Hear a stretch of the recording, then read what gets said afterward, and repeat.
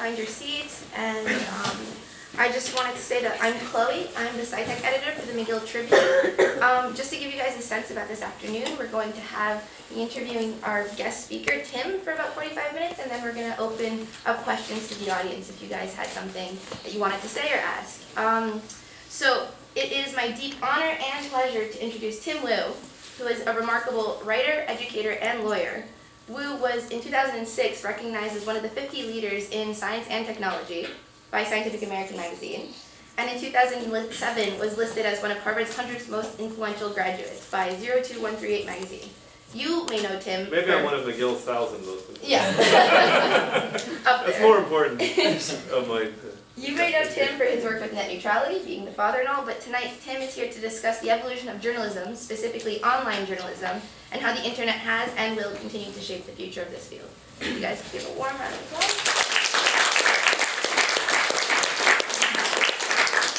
Forgotten the introduction is I went to McGill and graduated in 1833 or something like that. Although, as I was saying earlier, I believe I took introduction to comparative political science in this very room, sitting right there, or sitting or sleeping somewhere right out there. So I remember this room very well. I was like, I did the same thing with organic chemistry also there. You have organic chemistry. Things have changed. Actually, things really haven't changed. That's what I feel like. It feels things like about the same. So there was about 10 or 20 years where eyeglasses got smaller, but now they've gone back to the size they were when I was in school, and so things look basically about the same. The seats, I think, were replaced.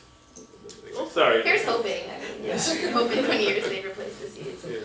Well, okay, so what about McGill specifically prepared you to be either, like in any terms, like any kinds of your endeavors, either in journalism or in lawyering? That's a great question. So I was a science student. I was one of these people who did sort of a little bit what their parents had done, but found that a little bit of a struggle. My parents were both scientists, and so they had convinced me that there was no other possibly worthwhile way to spend your life than in science. That it was sort of like the priesthood. It was this calling, and I kind of believed it. I mean, scientists are remarkable people, and the pursuit of science is very pure. And so that in my years at McGill, I spent all my time in science. I think you're a biochemistry major as well. So I took the hardest possible major, honors biochemistry. I don't know what was with me those years. I was I had some interest in suffering during that period. That I don't later I look at it. Anyway, so one thing I'll say about having taken honors biochemistry, it was extremely, really hard. And I kind of figured after that I could do anything. And that was a big advantage of going to McGill. I went to law school, Harvard Law School, and I was very sort of intimidated when I thought people are going to, I thought this is easy comparison. I mean, there were hard classes, but in general it was a lot easier than McGill. So I felt that like I was ready. It's like I'd gotten toughened up here at McGill. I could go on for hours on this. The other thing I think I learned during that period, being in Montreal was really a great experience. I was from Toronto, and so it was kind of, I grew up in the States. I lived in Europe a little bit, but I had gone to high school in Toronto. I was more provincial than I realized, and I feel like Montreal really widened my horizons. This kind of made me think. I think if I'd stayed in Toronto, I would probably be like a mid-level bureaucrat in the Ontario government right now. There's nothing wrong with that. It's a fine thing. But I kind of sort of saw, there's things outside of Ontario that are kind of good and important. And Montreal Montreal is on the world stage, thinks big. And people at McGill think big. And it's exciting. And I just sort of, kind of made me think a lot bigger than I had been thinking in high school. So that was another thing. I could go on this topic for a long time. Do you ever wish you took writing classes while you were at McGill doing your science background? Oh, this was a problem. So I was, like I said, someone who had always thought they should do, maybe I'll tell the story. I thought I should always, I sort of thought that was the highest calling. But there was a part of me that wanted to do other stuff. And so I took a lot of political science classes. I improved my Chinese. I was kind of taking all the classes that I could, political theory, history, and then also taking the full. Like I said, I was some kind of glutton for punishment in that period. And I started to notice something. I mean, it seems so obvious, but in the laboratory, I was terrible. Like, I just started to notice that even though maybe that was the priesthood, that I was not going to be one of the priests. Let's put it that way. Because science, I profoundly learned, this may sound like a really banal comment, but I profoundly think the best way to learn about something is to try doing it. And so I tried, and figure out what it is actually that you do, minute by minute or hour by hour. What are the verbs? Not as what is the abstract description, you're discovering new knowledge, but what is it the day-to-day? And a lot of science from biochemistry was by yourself, sitting there in a laboratory at the bench, trying to put a tiny amount of liquid into a tiny other amount of liquid. Little thing.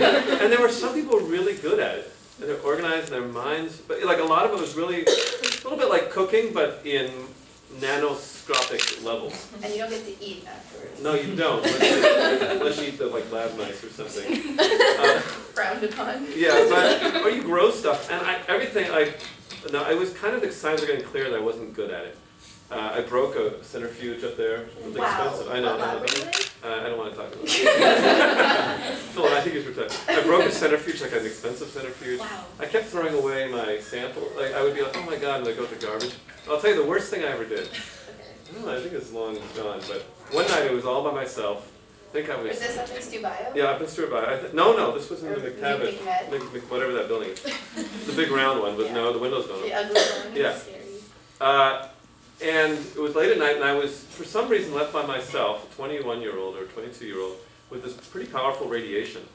P53, I guess it's called. And somehow I was entrusted with doing all these experiments with the powerful radiation. And it was about 3 or 4 in the morning, and I think I'd come back from a party, so I was slightly intoxicated. That's another not so good thing.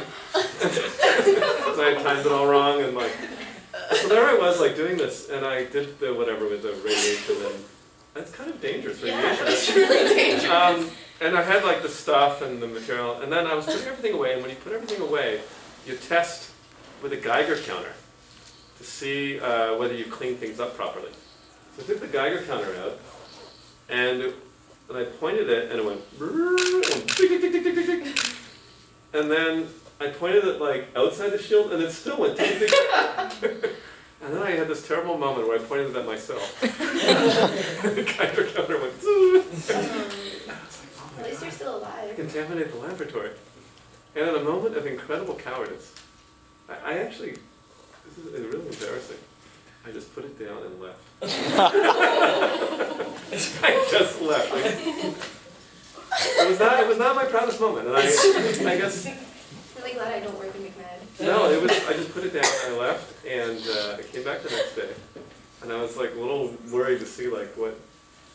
And someone said, "How did you contaminate the Geiger counter?" So I got the Geiger counter contaminated somehow.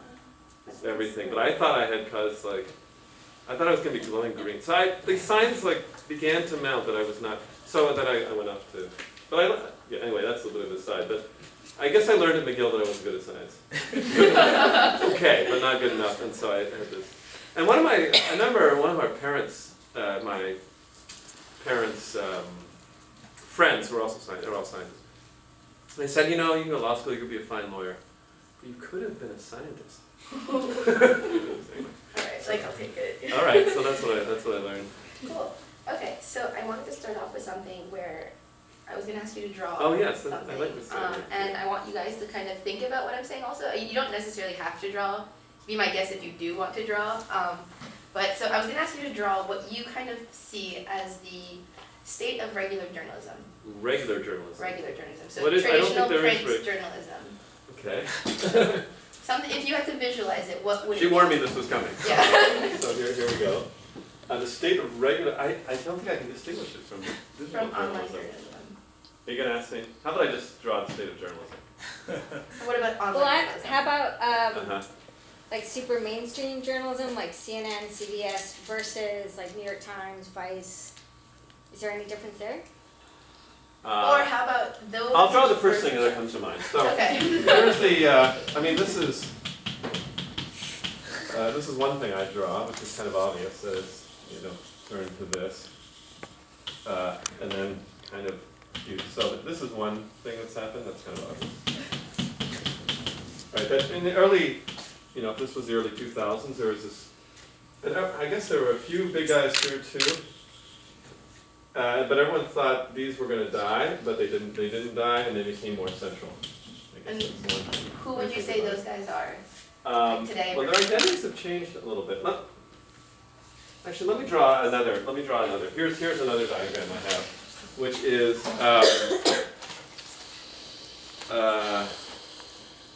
oh boy, this is a hard one. It's hard to draw concepts. Why don't you have me draw a mouse or something? It'd be a lot easier. That the newspaper. This is. I think that this is happening in the last couple years. Is that okay? I'm going to draw a big dog. No. So these days, there used to be this idea that, okay, so this used to be a long tail, and this is what people used to think, the journalism was going to be in the 2000s, just like this enormous long tail of stuff where like everyone reads tiny things. But now everyone feels if you want to be any help in journalism, you have to get not on the long tail, but on the back of the big dog. And the big dog right now is Facebook, for example, is that there's a sense that, so I have a new book, which is coming out, the title of which is The Attention Merchants. And I think journalism is, especially, is realizing that the game and all of these things, it's always been this game, but more particularly on the web, that the game is absolutely won and lost on who has attention. And when you get down to it on the web, who has control of attention? It's basically Facebook, Google, and kind of goes off from there. So there's been a sort of reconcentrate, a few other places. And so there's this, I think, intense desire to get on the back of one of these big dogs. So here's these dogs don't look anything like dogs. So the idea is from the big dog. What do dogs look like? They have noses, they have ears. Okay. So the idea is, like, from the long tail, this is my best diagram, from the long tail to the big dog. So we've gone from the long tail era to a big dog era, where everyone feels in order to get anywhere, they need to be on the back of one of these kind of guys, or else they're lost. And if you're not on this big dog, then you're back here in the tail, and you're in trouble. So in order for that to change again, you'd have to have something come along and like kill these dogs. And the question is whether something is going to, whether some larger, or whether, as has happened historically, some little rat-like creature, or mouse, I call them rat, makes them sound bad, can eat these dogs and break them into tiny pieces again. But for the next 5 or 10 years, I think the game in online journalism in particular, and maybe all journalism, especially web-directed, is whether you can get yourself onto one of those big dogs. A little bit of return to walled garden, AOL type thinking. I was on a panel with a bunch of journalists a business conference. You learn sometimes more of those. And they're like, yeah, I've kind of given up on the open web. We just think that, either you're on Facebook or have some deal with them or you're finished. I guess for our listeners, could you describe the open web? That concept? The open web? Well, it's kind of what you grew up with, right? I mean, there was a sense, I think, back in the 2000s, I think more and more, especially writing my book, I think the early 2000s was a really unusual period in the last 100 years of history. And it was because there was this moment, it felt like almost anyone could get an audience. I mean, maybe not a huge audience, but like 100, 200, so a number of people with a blog, especially through blogs or little magazines or something like that. There's a little bit of that left, but I don't think it's quite the same. It's like the attentional game is much better understood. The people who have it aren't giving it up, so it's kind of become a little bit more like the old days. Do you think people should, and there's worth to having your own blog and your own website, or everyone should jump on the big dog? Like if you're trying to be a successful student, or a successful journalist, or a successful web blogger, I think the prospects for becoming, I think it was really a lot easier 10, 15 years ago to have sort of just a random, unique voice. These days, people do it, but they tend to be kind of on a plantation of one kind or another. So they have a really great Twitter account. They still have a Twitter account, you know, it's not like it's completely unanchored to anything, or they have a column with, or they have a Facebook page people like, or an Instagram feed or something like that. Like, it's much more within someone else's game. Yeah. Do I think people, it's tough to kind of cultivate an audience of blog right now. It's almost impossible. Just like put out your own sort of thing and just, it's not, I mean, maybe Tumblr is like one of the last places, but it's challenging. Yeah. Which suggests there needs to be something new. I mean, the answer, and these things come in great cycles, is maybe an alternative to the web needs to get started. That I mean, the web has had a good run. I'm not saying the internet and web are different, but I'm starting to think that people who care about sort of freshness, speech, kind of got to start something that's an alternative to the web. The web has become kind of shitty. Like it was good at some. I hope if people love the web very deeply. I mean, you think about how much of it is clickbait and cajoling junk that is basically designed to keep you like a casino clicking away for 2 or 3 hours and like, what the fuck happened to my time? Do you ever have this effect where you go down and you're like, okay, I'm gonna write an email, or I'm gonna like look up one thing like this flight, and all of a sudden like you get in this warp, and maybe this doesn't happen in Canada, but it certainly happens in the United States, and then you're kind of floating around, and you Google 10 things, you read something, and then all of a sudden you're like, what happened? Like, it's exactly the same feeling of a casino, like I said, where and it's designed like that too. And I think that I think it's lost something in that respect. There's still parts of it that are extremely good. I like Medium, I like Vox, I like a lot of the smaller magazines. The mainstream media's offerings are way better than they were 15 years ago. Like the Times is an amazing website, Washington Post, impressive website. Wall Street, there are impressive websites. Even the magazine that I used to, is this on the record or off the record? I guess it's a journalism conference. All right, I'll try and be a little. Slate magazine, which